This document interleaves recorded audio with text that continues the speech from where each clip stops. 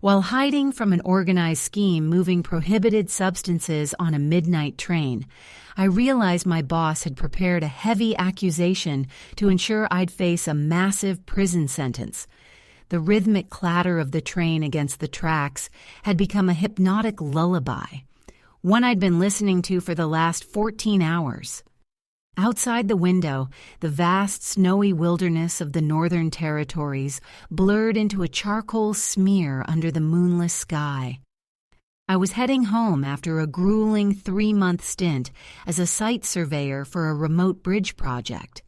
My bones ached, and my mind was already half submerged in the thought of my own bed, a hot shower, and the silence of a house that didn't vibrate at 60 miles per hour.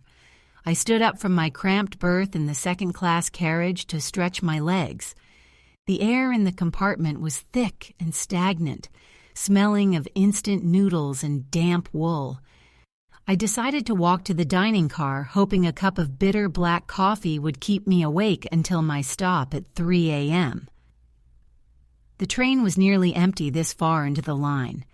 As I moved between the heavy metal doors of the vestibules, the freezing night air whipped through the gaps, stinging my face and jolting me awake. In the third carriage, the lights were flickering, casting long, jerky shadows against the wood-paneled walls. I didn't see a single passenger. It was eerie, even for a night train.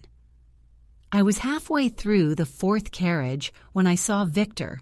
He was the senior conductor on this route, a man in his late 50s with a face like a crumpled map and a reputation for being strictly by the book. Usually he was sharp, authoritative, and a bit grumpy. But when he stepped out of his service station and saw me, his face went a ghostly shade of gray. He didn't greet me. He didn't ask for my ticket. He lunged forward, his hand trembling as he caught my shoulder, and hauled me into his tiny service cabin. He slammed the sliding door shut and locked it with a frantic click. "What the hell, Victor?" I started to say, but he pressed a rough palm over my mouth. His eyes were wide, darting toward the small window in the door that looked out into the corridor. "Don't speak," he hissed, his voice barely a breath. "They're coming. They've already gone through the first 2 cars." I pulled his hand away, my heart starting to hammer against my ribs. "Who? What are you talking about?" "The group," he whispered, his hands shaking so violently he had to grip the edge of his small desk. "They've set up an organized scheme to lock down this entire transport. I saw what they were carrying in the freight car, unlawful weapons, crates of them, and packages with substances that would get a man a massive prison sentence just for being in the same room. They aren't just criminals. They are a network, and they realize you saw them back at the junction." My stomach dropped. At the last major stop, I'd stepped off to smoke a cigarette near the rear of the train. I'd seen a group of men in dark uniforms transferring heavy, unmarked crates. I hadn't thought much of it then, just late-night logistics, I assumed. But one of them had stared at me, a cold, predatory look that had made me turn away quickly. "They are checking IDs," Victor continued, his voice cracking. "They have a heavy accusation ready for anyone who gets in their way. They'll frame you, throw you into a cell for decades, or worse. They can't afford witnesses to the cargo."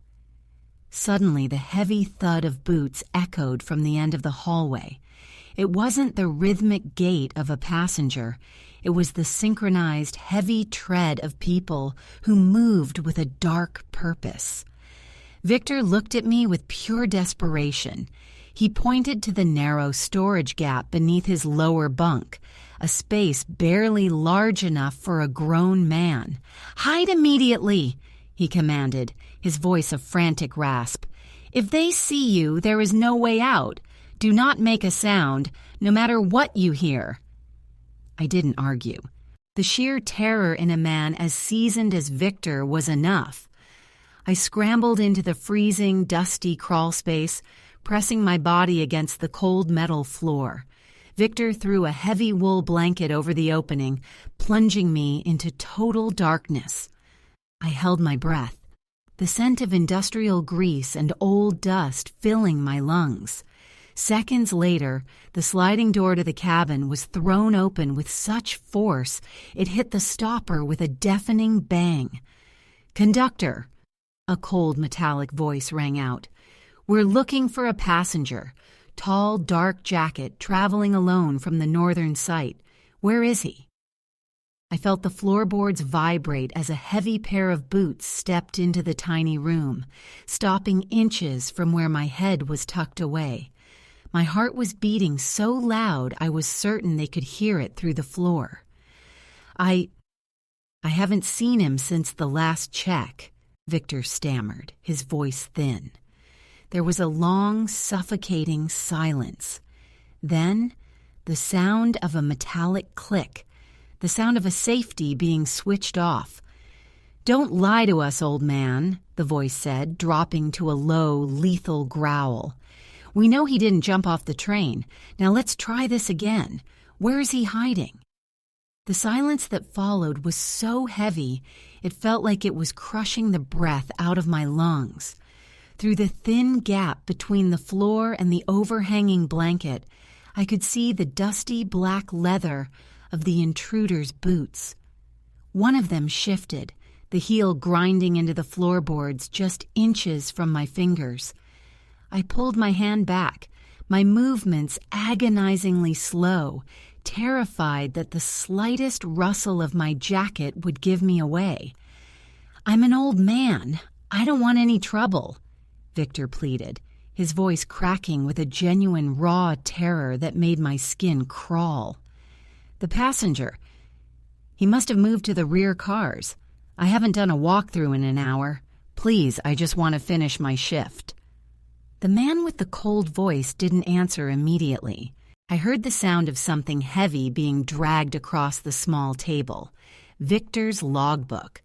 Then a sharp, rhythmic tapping. He was drumming his fingers on the wood, a slow, predatory beat. "You see, Victor," the man said, his voice dropping to a terrifyingly casual tone, "we have a very specific timeline. This organized scheme we are running depends on absolute discretion. That passenger saw things at the junction that he wasn't supposed to. He saw the crates.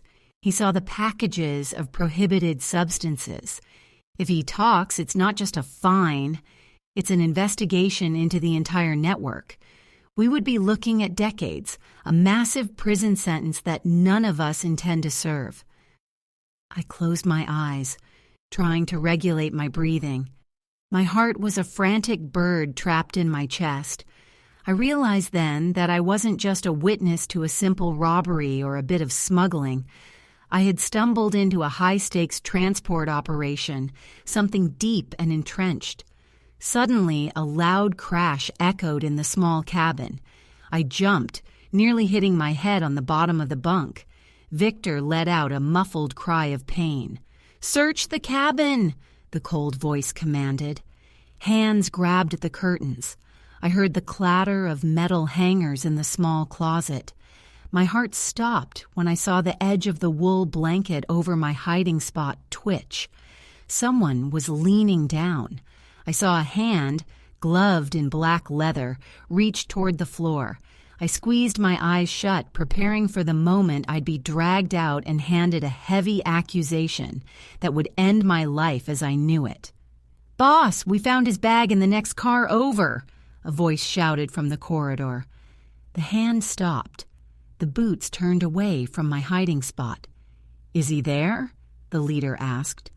"No, but the tea is still warm in his thermos. He's close.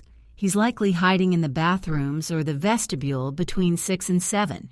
"Move," the leader barked, "and bring the old man. If we find out he's been helping him, he can share the same fate. We have enough of those substances to plant on both of them and ensure they never see the sun again." I heard Victor being hauled out, his protests dying away as the door hissed shut. Then, the heavy clatter of the lock being turned from the outside. I was trapped in the cabin, buried under a bunk, while they took the only man who could help me. I waited, counting to 100, my pulse finally slowing from a sprint to a heavy throb. I crawled out from under the bunk, my limbs stiff and trembling. The cabin was a mess. Victor's things were strewn across the floor, his tea spilled in a dark stain across his logbook. I looked out the small window into the corridor. It was empty, but the flickering lights gave the long hallway a nightmarish, distorted look. I knew I couldn't stay there. If they didn't find me in the other cars, they'd come back here and tear the cabin apart. I had to move. I had to find a way to the engine or find a way to signal for help. But as I reached for the door handle, I noticed something through the window that made the blood freeze in my veins. The train was slowing down, not the gradual deceleration of approaching a station, but a heavy, grinding halt in the middle of the pitch-black wilderness. I looked out at the passing landscape. We weren't on the main line anymore. The tracks were overgrown, branches scraping against the side of the carriage like skeletal fingers. The train groaned to a final, shuddering stop. In the distance, through the trees, I saw the sweeping beams of several sets of headlights. Vehicles were waiting for us in the middle of nowhere.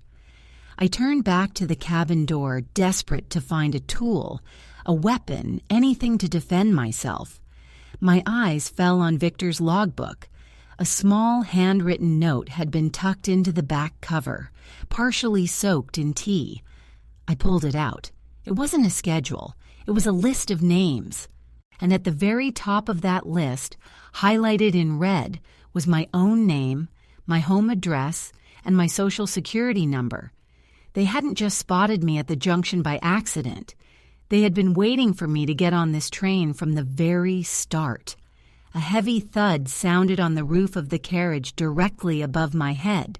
Someone, or something, was walking on top of the train, moving slowly toward the cabin. Then the sound of the door at the end of the hallway being kicked open again, followed by a voice that wasn't the leader's. It was a voice I recognized. "Is he in there?" the voice asked. It was my boss, the man who had sent me to the northern site in the first place.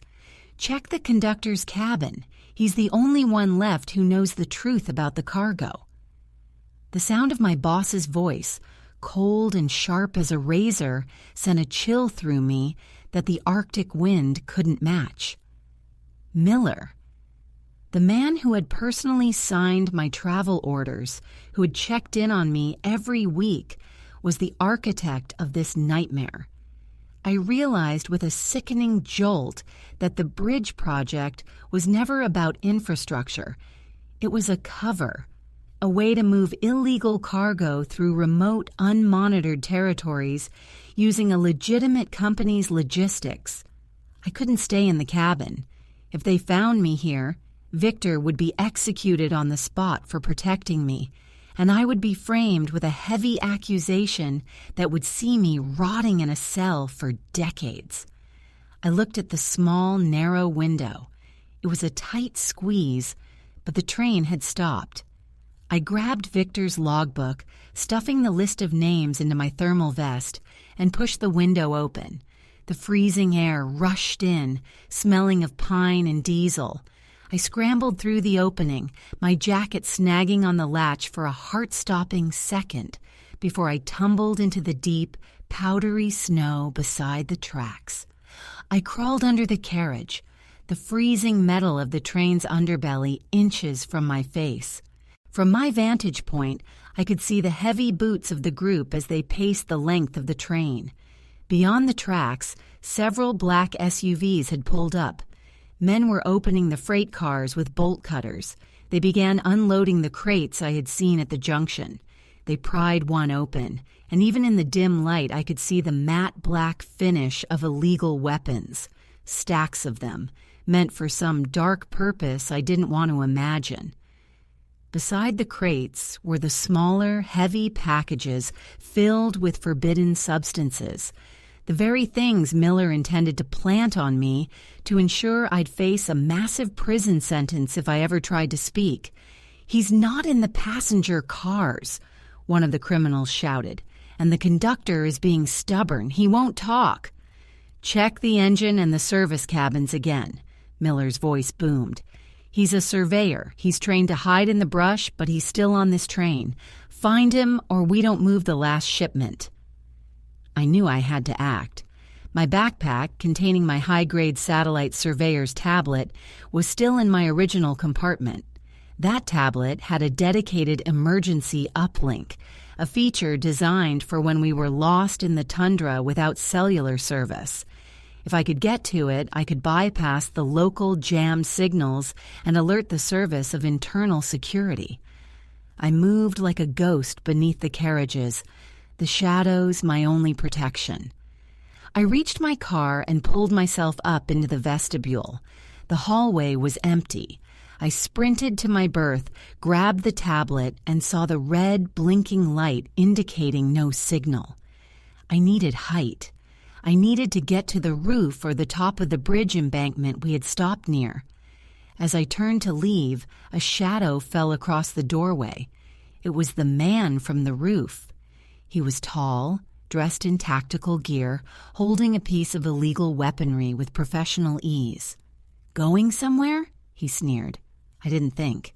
I swung the heavy surveyor's tablet with everything I had, catching him square in the temple. He went down with a muffled groan.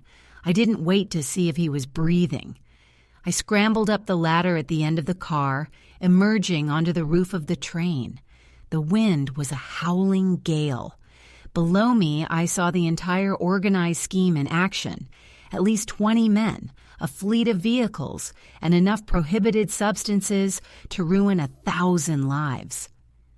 I opened the tablet, my fingers fumbling in the cold, and hit the emergency Mayday sequence. "Uplink established," the screen glowed. "Transmitting coordinates to internal security." A spotlight hit me. "There he is," Miller screamed from the ground. "Get him down, now!" The criminals opened fire. Metal groaned as bullets sparked off the roof. I rolled toward the far side, the tablet still transmitting. Suddenly, the sky didn't seem so dark anymore.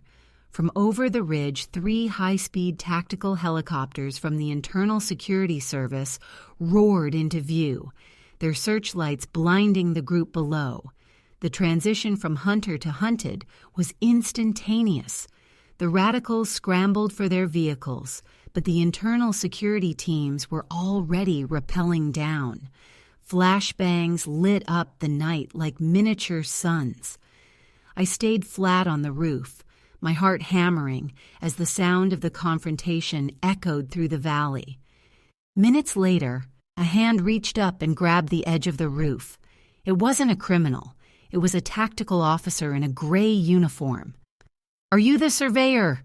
he shouted over the rotors. I nodded, unable to speak. They brought me down to the ground. Miller was already in zip ties, his face pressed into the snow he had tried to bury me in. He looked at me with pure hatred, but it didn't matter. The evidence on my tablet, the logs, the GPS tags of the cargo, and the list from Victor's cabin was enough to dismantle their entire network. Victor was found locked in a storage crate, bruised but alive. He looked at me and gave a small, weary smile. "I told you to hide," he croaked. "I decided to fight back instead," I replied. The investigation revealed that Miller's group had been using the bridge project as a front for years. Thanks to my testimony and the data I secured, every member of that organized scheme was handed an enormous sentence. I never went back to the north. I took a desk job in the city, but every time I hear the distant whistle of a train in the night, I check the locks on my doors and remember the man who told me to hide, and the boss who tried to make me disappear.